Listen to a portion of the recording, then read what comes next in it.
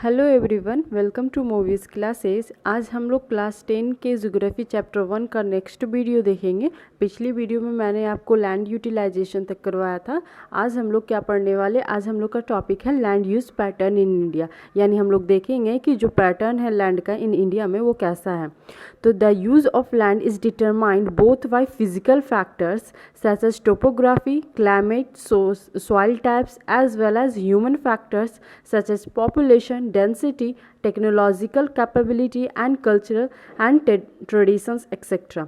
यानी कि जो हम लोग लैंड हमारा जो यूज़ होता है वो किस दो फैक्टर पे डिटरमाइंड होता है। यानी ये दो फैक्टर पे डिटरमाइंड होता है द यूज़ ऑफ लैंड।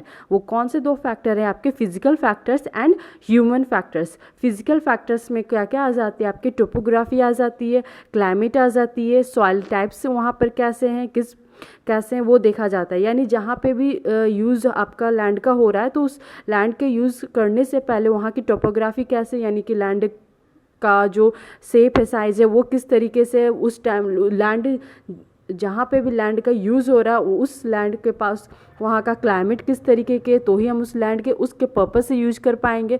वहाँ पर सॉइल टाइप्स कैसा है पता है, क्योंकि कुछ आप लोग को पता होगा कि आपके सॉइल टाइप्स पे भी डिपेंड करती है क्रॉप्स के। तो कौन से क्रॉप्स कौन से टाइप्स में बनेंगे, क्रॉप कल्टीवेट होंगे, तो वो वहाँ के सॉइल टाइप्स पे भी डिपेंड करती है। तो वहाँ पे कैसे सॉइल टाइप्स है इसके पर्पज़ से वहाँ का लैंड का यूज़ होगा। तो ये पहला फैक्टर था जिसके कारण हम यूज़ कर सकते हैं अपना लैंड का। सेकेंड फैक्टर है आपका ह्यूमन फैक्टर। ह्यूमन फैक्टर में यानी कि पॉपुलेशन देखना पड़ता है, डेंसिटी, टेक्नोलॉजिकल कैपेबिलिटी वहाँ पर कैसा है। यानी कि आप ऐसा कोई कल्टीवेशन या कोई ऐसा चीज़ लैंड का यूज़ करो, जैसे आप बिल्डिंग बनाने की कोशिश करो लेकिन आपके पास टेक्नोलॉजी यहाँ पे है ही नहीं। अब डिज़र्ट में जाके आप बिल्डिंग बनाना चाहते हो तो वहाँ पे आपको वहाँ तक पहुँचाने की टेक्नोलॉजी अगर आपके पास है ही नहीं तो आप उसको यूज़ नहीं कर पाओगे एज अ बिल्डिंग बनाने के लिए लैंड। उसके लिए कुछ और पर्पस यूज़ करना पड़ेगा। तो ह्यूमन फैक्टर यानी कैपेबिलिटी होनी चाहिए। कल्चर एंड ट्रेडिशन भी आपके उस लैंड के यूज़ के फैक्टर को अफेक्ट करता है। फिर क्या है आपका? Total geographical area of India is 3.28 million square kilometre. ये आप यानी कि यहाँ पर ये भी दिया गया कि हमारा जो इंडिया का एरिया है, जोग्राफिकल एरिया, वो कितना है आपका? तो 3.28 मिलियन स्क्वायर किलोमीटर है। ये हम लोगों ने 9 क्लास में भी पढ़ा था।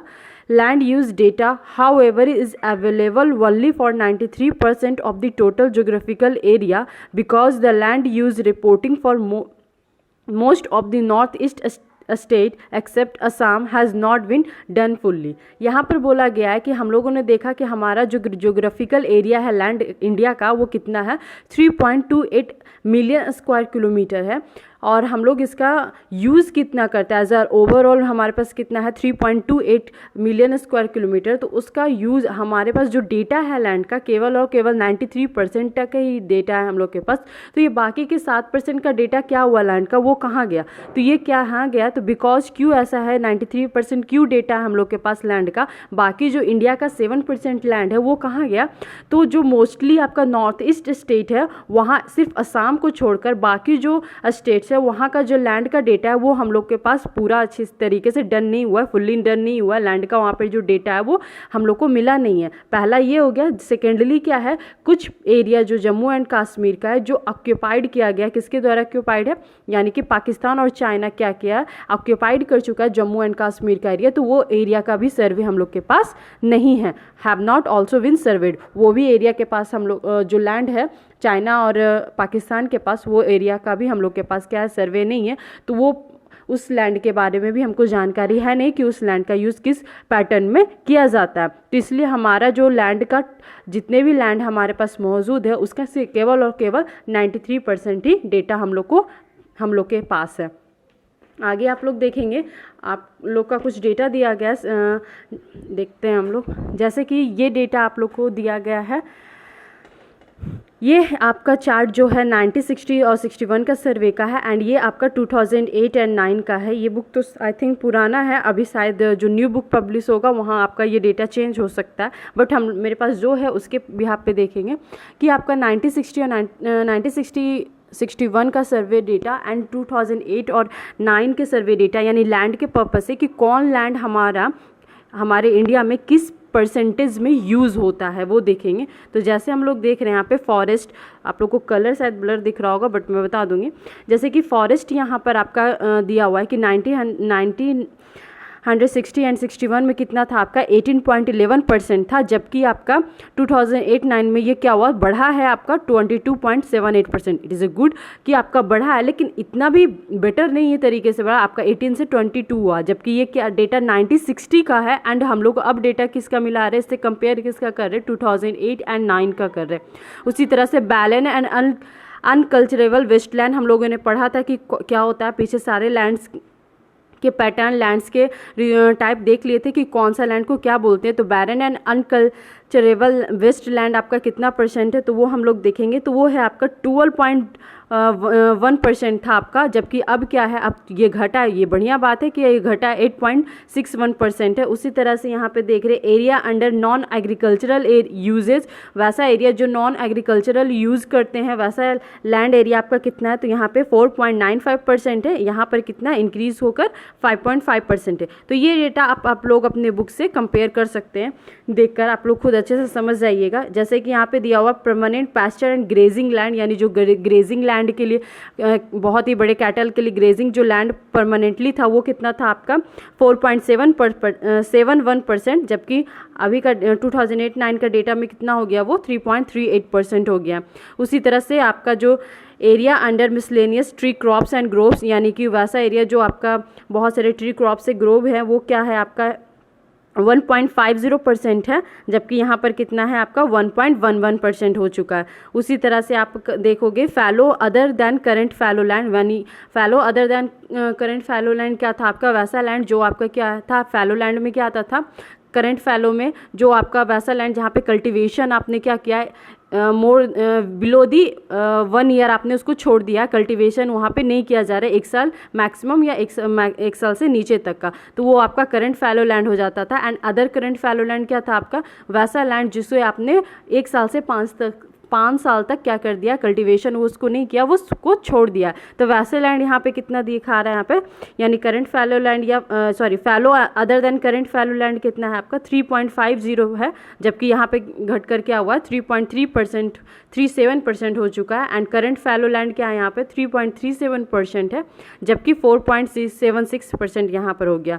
एंड फाइनली आपका नेट सोन एरिया, यानी आपने कल नेट सोन एरिया और ग्रॉस क्रॉप्ड एरिया के बारे में देखा था, तो नेट सोन एरिया कितना है, तो ये कितना है आपका 1960 में कितना था आपका 4.26% है, जबकि यहाँ पर कितना है आपका 46.24% है आपका। तो ये आपका डेटा है 1960 एंड 2008-9 का, कि पहले आपका कितना लैंड कवर था, यानी लैंड का यूज़ पैटर्न था इंडिया में, एंड अब हम लोग लैंड का यूज़ जो पैटर्न कर रहे हैं वो कैसा कर रहे हैं। न्यू बुक में और अच्छे से रिलीज डेटा आएगा, वो चेंज होते रहते हैं आपके डेटा, वो देखते हैं। तो आगे इसमें देखेंगे हम लोग कि इसके बारे में और क्या दिया हुआ है।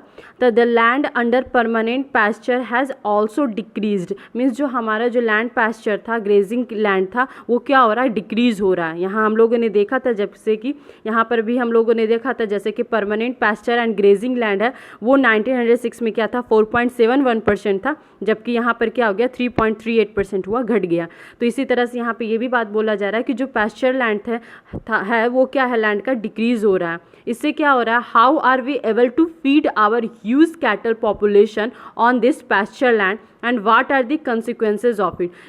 ये हम लोगों ने देखा कि लैंड जो पैस्चर लैंड है वो डिक्रीज हो रहा है, तो हम लोग कैसे फीड कर पाएंगे। हमारे पास क्या है, बहुत ही ह्यूज कैटल पॉपुलेशन है इंडिया में, क्या है बहुत ही ज़्यादा ह्यूज कैटल पॉपुलेशन है, मतलब कि बहुत सारे लोग क्या करते हैं, पशुपालन करते हैं। तो इतने सारे पशुपालन यानी कैटल को कैसे फीड कर पाएंगे, क्या इसके कंसिक्वेंसेज हो सकते हैं। तो most of the other than the current fallow land are either of poor quality or the cost of cultivation of such land is very high. यहाँ पर क्या दिया हुआ है, नेक्स्ट पॉइंट क्या आप किसके बारे में बताया गया है, other than current fallow land के बारे में, यानी other than current fallow land कैसा लैंड जो आपका क्या है अनकल्टिवेटेड छोड़ दिया गया कितने टाइम तक, 1 साल से 5 ईयर्स तक।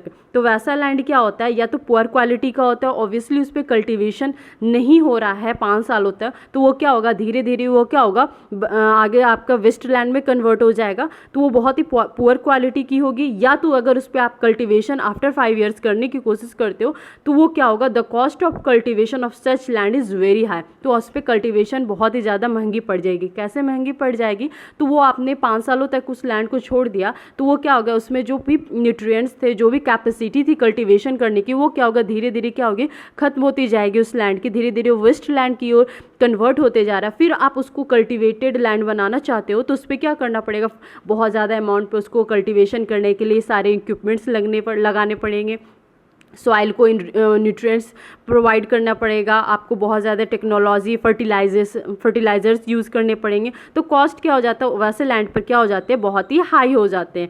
Hence these lands are cultivated once or twice in about 2 or 3 years, and if these are calculated in the net sown area, then the percentage of net sown area in India comes to about 54% of the total reporting area। यहाँ पर क्या बोल रहा है कि ऐसे land पे इसलिए क्या होता है, एक तो पुअर क्वालिटी हो जाता है, अब आफ्टर 5 ईयर्स आप उस लैंड पे करो तो पुअर क्वालिटी का, तो वो क्रॉप क्या हुआ बहुत ही ज़्यादा ख़राब हो जाएगा। ऑब्वियसली पुअर क्वालिटी लैंड है तो वो ख़राब ही होगा क्रॉप्स अगर उस पर कल्टिवेशन, या आप बहुत ही ज़्यादा पैसा लगाकर उस पर कल्टिवेशन कर रहे हो तो आप जो जितने पैसा में आप 2 से 3 बार उस लैंड पर कल्टिवेशन कर सकते थे, यहाँ पर आप 2 से 3 साल में क्या कर रहे हो, 2 से 3 साल में 1 से 2 बार ही कल्टिवेशन वैसे लैंड पे कर रहे हो। तो इसलिए उसको क्या बोला गया कि इसको अगर हम इंक्लूड करते हैं नेट सोन एरिया में, हम लोगों ने देखा था नेट सोन एरिया क्या, एक पर्टिकुलर एरिया जिसपे हम लोग क्या करते हैं कल्टिवेशन सोन करते हैं कल्टिवेशन को, तो वो एरिया क्या उसको हम इन लोग इंक्लूड करते हैं, किसको, नेट सोन एरिया में इंक्लूड करते हैं। तो यहाँ पर बोला गया कि अदर देन फैलो लैंड को भी हम लोग क्या अगर इंक्लूड करें नेट सोन एरिया में, तो टोटल जो एरिया नेट सोन एरिया का हो वो इंक्रीज होकर कितना हो जाएगा 54%। जबकि यहाँ पे देखिए जैसे कि यहाँ पे नेट सोन एरिया का डेटा कितना दिया है 46.24% दिया हुआ है, तो बोला गया कि fallow other than current fallow land और करंट फैलो लैंड दोनों अगर हम इंक्लूड कर लें नेट सोन एरिया में तो जो टोटल डेटा है आपका वो कितना हो जाएगा 54% हो जाएगा। अगर हम लोगों ने इस डेटा को other than current fallow land को भी क्या किया नेट सोन एरिया में इंक्लूड कर लिया। तो the pattern of net sown area varies greatly from one state to another state. बोला यहाँ पे कि जो नेट सोन एरिया का जो पैटर्न है वो भी वैरी करता है एक state to another state. India का एज अ ओवरऑल हम लोगों ने देखा नेट सोन एरिया का पैटर्न बहुत ही हाई है 46.24% है, जबकि आप यहाँ पे देख रहे हो कि स्टेट टू स्टेट भी ये क्या करता है वैरी करता है। तो यहाँ पे कैसे वैरी करता है, it is over 80% of the total area in Punjab and Haryana. बोल रहा है कि पंजाब और हरियाणा जैसे स्टेट में क्या हो रहा है नेट सोन एरिया का यूज़ क्या हो रहा है 80% से ओवर हो रहा है, जबकि इन द अदर साइड हम लोग देख रहे हैं less than 10% in Arunachal Pradesh, Mizoram, Manipur and Andaman and Nicobar island. यहाँ पे देख रहे हैं कि पंजाब एंड हरियाणा जैसे स्टेट्स में आपने देखा कि 80% एंड ओवर इसका यूज़ हो रहा है, जबकि आपका जो अरुणाचल प्रदेश, मिजोरम, मणिपुरी, अंडमान एंड निकोबार आइलैंड जैसे एरिया में स्टेट्स में आपको क्या हो रहा है 10% से नीचे ही नेट सोन एरिया का यूज़ हो रहा है। तो इससे हम लोग को देखने को मिल रहा है कि जो नेट सोन एरिया का यूज़ है, जो पैटर्न है आपका क्या है वैरी करता है, स्टेट टू स्टेट करता है। फिर आपका आ रहा है फॉरेस्ट आ रहा है, तो forest area in the country is far lower than the desired 3% of geographical area. बोल रहा है कि फॉरेस्ट एरिया जो कंट्री में होना चाहिए कितना होना चाहिए 33%, उससे क्या है अभी भी लोअर है। अभी भी हम लोगों ने देखा कि फॉरेस्ट जो था आपका वैरी क्या चेंज हुआ, वो क्या था पहले 18.11% था, अभी भी क्या है आपका 22.78% है। एज पर ये बुक पुराना है बट न्यू करंट डेटा में भी क्या होगा 33% नहीं ही होगा मेरे ख्याल से। तो अभी भी क्या है 33% नहीं हुआ है फॉरेस्ट आपका। It was outline in the national forest policy 1952। ये किसके द्वारा बोला गया है, तो नेशनल फॉरेस्ट पॉलिसी के द्वारा ये डेटा बताया गया है, जो कि कब बना था 1952 कि जो हमारा फॉरेस्ट एरिया है वो क्या है, अभी भी कम है। कितने से कम है, जो आपका ज्योग्राफिकल एरिया 33% से अभी भी फॉरेस्ट एरिया आपका कम है। It was considered essential for maintenance of the ecological balance, ये इसलिए इसको कंसिडर किया जाता है ताकि, क्योंकि ये बहुत ही इसेंशियल है हमारे लिए, इसलिए इसको क्या करना चाहिए, मेंटेनेंस करना चाहिए और इकोलॉजिकल बैलेंस बनाना चाहिए, कंसीडर में रखना, यानी हम लोग को इसको ध्यान देना चाहिए किस चीज़ पर, ताकि हमारा जो फॉरेस्ट है वो बैलेंस रहे। The livelihood of millions of people who live in the fringes of these forests depends on, बहुत सारे ऐसे लिवलीहुड है, बहुत सारे ऐसे मिलियंस ऑफ पीपल है जो किस पे डिपेंड होते हैं, आपके फॉरेस्ट पे डिपेंड होते हैं। A part of the land is termed as waste land and land put to other non agricultural usages. अब यहाँ पर किसके बारे में, कौन से लैंड के बारे में बताया गया, एक लैंड का पार्ट ऐसा भी है जिसे क्या बोलते हैं, वेस्ट लैंड बोलते हैं, यानी वो लैंड यूज़ नहीं होता है, एंड अदर लैंड क्या होते हैं, वैसा लैंड जो क्या है नॉन एग्रीकल्चर यूज़ में लिया जाता है, यानी waste land and non agriculture land. यहाँ पे दो पार्ट लिया गया है लैंड का। Waste land includes, waste land में कौन कौन से लैंड इंक्लूड हो सकते हैं, तो जैसे रॉकी, एरिड एंड डेजर्ट, ये सारे के सारे क्या कंसीडर किए जाते हैं, वेस्टलैंड कंसीडर किए जाते हैं। And land put to the other non agricultural usages includes, और वैसे लैंड जो कि नॉन एग्रीकल्चरल यूजेज में है तो वो कौन कौन से हो जाएंगे आपके, जैसे सेटलमेंट्स जहाँ पे आप लोग रहते हो, रोड्स, रेलवेज, इंडस्ट्री एक्सेट्रा, ये सारे लैंड क्या कंसीडर हो जाएंगे, non agricultural land. Waste land and non agricultural land में डिफरेंस आपको समझ में आना चाहिए। वेस्ट लैंड क्या होगा, वैसा लैंड जो कि वेस्ट हो चुका है, अब उस पर एग्रीकल्चर नहीं हो सकता है, वेस्ट है। नॉन एग्रीकल्चरल होता है वैसा कि उस पर एग्रीकल्चर हो सकती है, बट वो किस पर्पज से बने हुए हैं, वो लैंड किस लिए कंसीडर किए गए हैं, नॉन एग्रीकल्चरल पर्पज से किए गए। अब बहुत सारे ऐसे रोड है जो आपके जो आपका क्या होता है, खेतों से होके गुजरते हैं, आपका रोड पास होते हैं गवर्नमेंट के, तो क्या होगा, खेत को क्या कंट्रीब्यूट किया जाता है, हटाया जाता है, उस पे से क्या बनाया जाता है, रोड बनाया जाता है। तो वो लैंड क्या था, वो पहले आपका कल्टिवेटेड एरिया हुआ करता था, बट क्या है अभी क्या है, आप उस पर रोड बना रहे हो। या आपका जो घर है, पहले हो सकता है आज से 100 साल पहले, 50 साल पहले वो क्या था, बहुत ही अच्छा खेत वगैरह हुआ करता था, लेकिन आप उस पर रह रहे हो, सेटलमेंट्स कर रहे हो, यानी वहाँ पे रह रहे हो, आपका उस पर कॉन्क्रीट सीमेंट से आपका घर बन चुका है, तो वहाँ पे आप एग्रीकल्चर नहीं कर पाओगे। तो non agriculture land and waste land में आपको मैंने कल भी डिफरेंस समझाया, तो आज भी आप लोगों को समझ में आ गया होगा। उसी तरह से कंटिन्यूस, फिर क्या बोला गया, continuous use of land over a long period of time without taking appropriate measures to conserve and manage it. बोल रहा है कंटिन्यूस यूज ऑफ लैंड। अब यहाँ पे बोला गया कि यहाँ तक हम लोगों ने देखा कि लैंड का यूज़ होने लगा, कैसे कैसे हम लोग लैंड का यूज़ पैटर्न इन इंडिया देख रहे थे। अब बोल रहा है कि जो हम लोग लैंड का कंटिन्यूसली यूज़ कर रहे हैं, बहुत ही लंबे समय से यूज़ कर रहे हैं और कोई भी ध्यान नहीं दे रहे हैं इसके ऊपर, यूज़ किए जा रहे, बस यूज़ किए जा रहे, तो हम लोगों ने देखा कि रिसोर्सेज एज ए यूज़ करते हैं, बट उसको ध्यान से नहीं यूज़ करते। तो एज अ लैंड भी रिसोर्सेज है, तो उसका हम लोग लंबे समय से, यानी कब से, जब से हम लोग पीपल यानी कि ह्यूमंस का यहाँ पे आपका आगमन, मतलब धरती पे लैंड पे जन्म होगा, जब भी तब से हम लोग क्या कर रहे हैं, लैंड का यूज़ ही कर रहे हैं ना। सो विदाउट एनी कंसीडर हम लोग क्या कर रहे हैं, लैंड का बहुत ही लंबे समय से यूज़ कर रहे हैं to conserve and manage it. इसको विदाउट देखे कि कैसे इसको मैनेज किया जा सकता है, has resulted in land degradation. तो इसका क्या होगा, हमारा लैंड डिग्रेडेड हो रहा है, लैंड क्या हो रहा है, डिग्रेडेशन की ओर जा रहा है, क्षति होते जा रहा है हमारा land. This in turn has serious repercussions on society and the environment. और ये क्या कर लेगा, ये आगे जाके क्या टर्न हो जाएगा, बहुत ही भयंकर आपका स्थिति क्रिएट कर देगा सोसाइटी को और इन्वायरमेंट को, इसको क्या करना पड़ेगा, फेस करना पड़ेगा।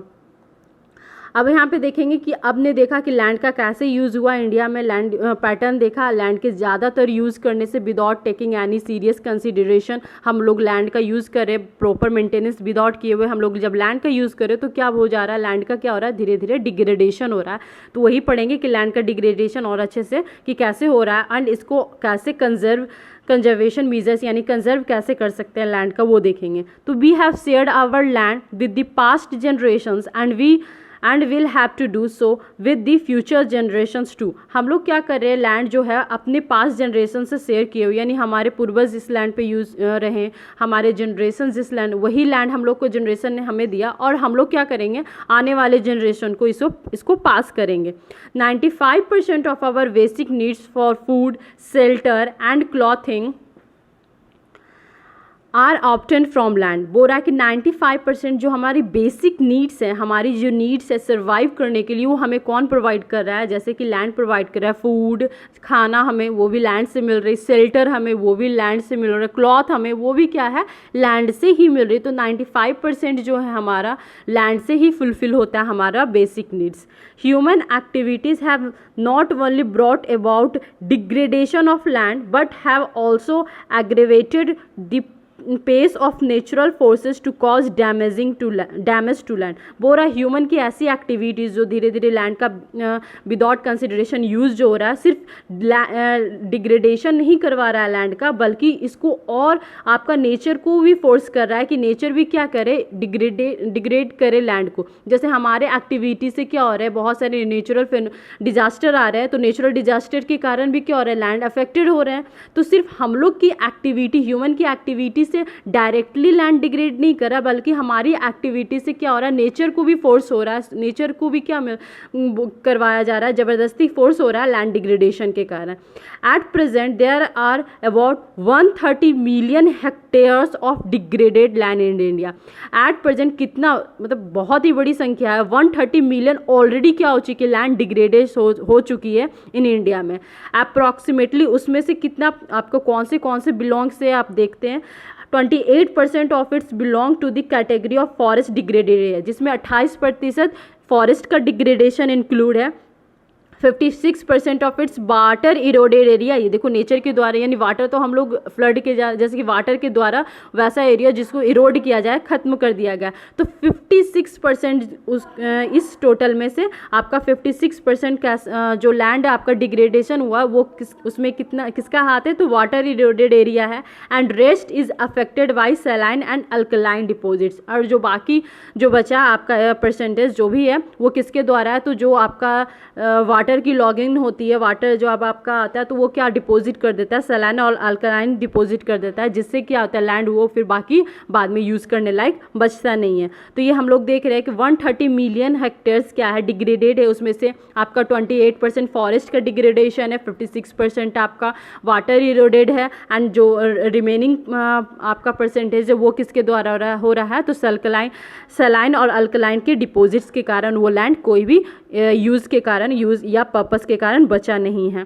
सम human activities such as deforestation, overgrazing, mining and quarrying to have contributed significantly in land degradation. क्या बोल रहा है कि कुछ ह्यूमन की बहुत से ह्यूमन की एक्टिविटीज़ ऐसे हैं जो कि क्या हो रहे हैं, लैंड के डिग्रेडेशन के लिए रिस्पॉन्सिबल हो रहे हैं। यहाँ से क्वेश्चन बन सकता है कि कौन से ऐसे एक्टिविटीज़ है जिसके कारण लैंड का डिग्रेडेशन हो रहा है ह्यूमन के जरिए। तो क्या है आपका पहला, deforestation, overgrazing, mining and enquiring, यानी डिफॉरेस्टेशन लोग कर रहे हैं, उसके कारण भी क्या हो रहा है, लैंड का डिग्रेडेशन हो रहा है। ओवरग्रेजिंग करवा रहे हैं, यानी अपने एनिमल्स को ज़्यादा जितना नीड्स एनिमल्स के ग्रेजिंग का उससे ज़्यादा छोड़ दिया जाता है, ताकि वो एनिमल्स क्या करते हैं, ओवर ग्रेजिंग कर लेते हैं। माइनिंग, आपको पता होगा माइनिंग एंड क्वायरिंग, यानी बहुत सारे ऐसे रिसोर्सेज की क्या होती है जो हमें ज़रूरत होती है, तो उसको माइनिंग, खुदाई किया जाता है, तो वो सारे के कारण भी क्या होता है, लैंड का डिग्रेडेशन होते हैं।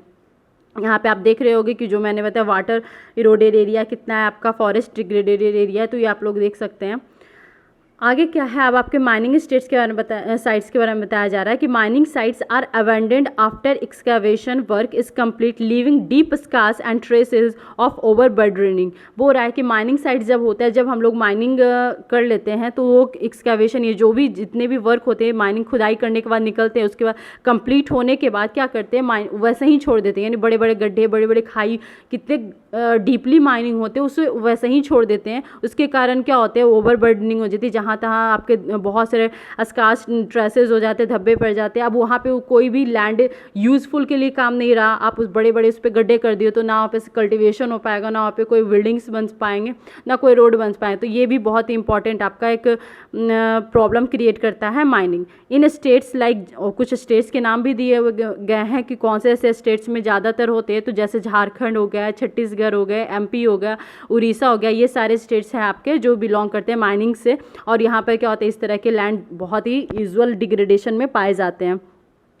फिर यहाँ पे क्या दिया, इन स्टेट्स लाइक डिफॉरेस्टेशन का, Orissa, deforestation due to mining cause caused severe land degradation. बोल रहा है कि यहाँ पे बहुत सारे ऐसे डिफॉरेस्टेशन के कारण भी माइनिंग क्या होते हैं, बहुत ज़्यादा आपके क्या होते हैं, यहाँ पे क्या बोला जा रहा है, deforestation due to mining have caused several land degradation. अब डिफॉरेस्टेशन माइनिंग के कारण जो डिफॉरेस्टेशन हुआ है वो भी बहुत ही इंपॉर्टेंट रोल प्ले करता है लैंड डिग्रेडेशन के। आप अगर कोई भी प्लेस पे माइनिंग कर रहे हो तो इसका मतलब वो जगह को खुदाई कर रहे हो, अब वहाँ पे माइनिंग आप कोई फॉरेस्ट में कर रहे हो तो वो क्या हो रहा है, डिफॉरेस्टेशन ही हो रहा है, तो उसके कारण भी बहुत ज़्यादा लैंड डिग्रेडेशन होता है। जैसे कि वैसे कौन से स्टेट्स है जहाँ पे फॉरेस्ट डिफॉरेस्टेशन के कारण आपका क्या हो रहा है, लैंड डिग्रेडेशन होता है, जैसे कि गुजरात, राजस्थान, एमपी एंड महाराष्ट्र ये सारे ऐसे रीजन है जो कि आपका डिफॉरेस्टेशन के कारण क्या हो रहा है, लैंड डिग्रेडेशन हो रहा है। Over grazing is one of the main reason for land degradation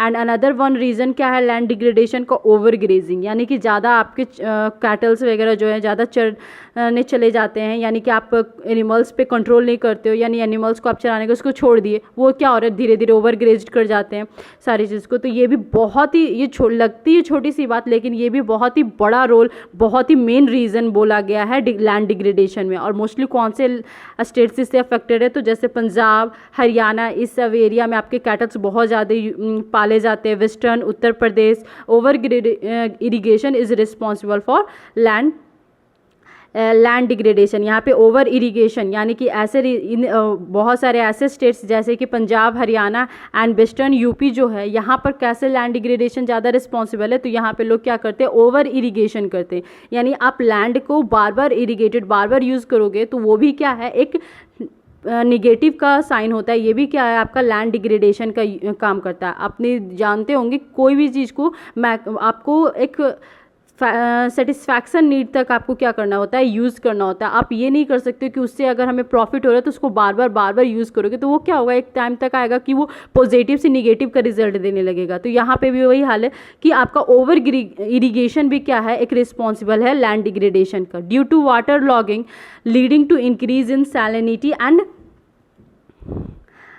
अल्कानिटी in this soil. बोल रहा है यहाँ पर कि जो वाटर लॉगिंग, वाटर का आना जाना, उससे क्या होता है, सैलिनिटी और अल्कानिटी सॉइल में बहुत ही ज़्यादा मात्रा में बढ़ जाते हैं, जिसके कारण क्या होता है, वहाँ पे वो लैंड क्या होता है, कल्टिवेटेड के लायक नहीं होता। The mineral process like grinding of limestone for cement industry and calcite and soapstone for ceramic industry generate huge quantity of dust in the atmosphere. क्या बोल रहे हैं यहाँ पे, मिनरल प्रोसेसिंग का बात किया जा रहा है कि जैसे मिनरल प्रोसेसिंग या कोई भी आपका, जैसे कि सीमेंट इंडस्ट्री के लिए क्या करना पड़ता है, लाइमस्टोन को ग्रिंड किया जाता है, ग्रिंडिंग किया जाता है, यानी काटा जाता है, तोड़ा जाता है।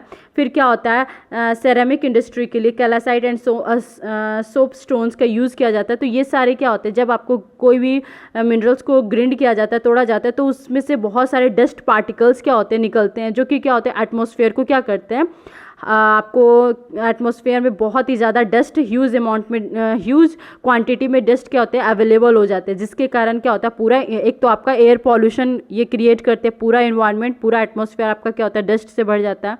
It retards the process of infiltration of water into the soil after it settles down on the land. फिर क्या होता है, फिर आपका डस्ट क्या होता है, धीरे धीरे सेटल और लैंड पे जाते हैं, फिर सारा जो डस्ट है धीरे धीरे वो जब सेटल डाउन हो जाते हैं लैंड पे, तो वो क्या करते हैं, सॉइल में जो वाटर की इनफिल्ट्रेशन है उसको क्या कर देते हैं, रोक देते हैं प्रोसेस को, जिसके कारण से क्या होता है, अब उस लैंड पे कल्टीवेशन के कारण जब अब पानी का इनफिल्ट्रेशन ही सॉइल के द्वारा रोक दिया गया है, उस डस्ट के कारण क्या हो रहा है, आपका ब्लॉक कर दिया गया है, ब्लॉक आपका उस पर अपर पार्ट क्या हो गया, डस्ट से कवर हो गया सॉइल का, तो इनफिल्ट्रेशन वाटर का रोक दिया गया। तो इसके कारण भी क्या होता है, बहुत ही लैंड का यूज़ अच्छे से नहीं हो पाता, वो भी क्या होता है, एज अ वेस्ट लैंड हो जाता है। तो इस तरह से भी लैंड का डिग्रेडेशन होने लगता है। In recent year, industrial effluents as waste have become a major source of land and water pollution in many parts of the country. ये बहुत ही important main cause बन चुका है, जो इंडस्ट्री के द्वारा जो भी वेस्ट निकलते हैं, जो भी डस्ट निकलते हैं, तो वो दोनों चीज़ को अफेक्ट करते हैं, दोनों सोर्स को, जैसे कि लैंड और वाटर दोनों रिसोर्सेज को बहुत ज़्यादा मात्रा में पॉल्यूट करते हैं। और ये बहुत से कंट्री का ये बहुत ही इंपॉर्टेंट और मेन रीज़न है लैंड डिग्रेडेशन का, या आप एयर पॉल्यूशन या वाटर पॉल्यूशन का। There are many ways to solve the problems of land degradation. यहाँ तक हम लोगों ने देखा कि बहुत सारे आपके कैसे आपके लैंड का डिग्रेडेशन को कॉजेज़ है।